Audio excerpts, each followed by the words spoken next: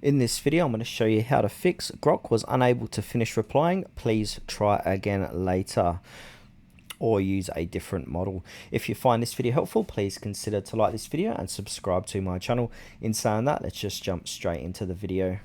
Okay, so I'm going to run through the most common fixes first. So the first fix is a temporary server or model issue. So sometimes the Grok model server may be just basically overloaded or momentarily unavailable. So to fix this, just simply wait a few minutes and try again. We can even refresh the page. So we can go ahead and click on Control and F5. This is going to do a hard refresh on the page, or we can simply open up a new tab, close your browser, and then come back to grok.com and try again. Next fix is to go ahead and use Grok on a different web browser. So I'm using Google Chrome. I can go ahead and try Microsoft Edge, Opera, Firefox, etc.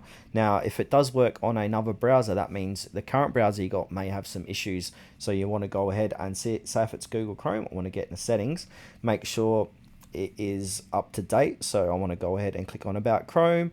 And now if it says updating Chrome, which it is, that means it's doing an update. So just let it do its thing and then come back to Grok and see if that fixes the issue.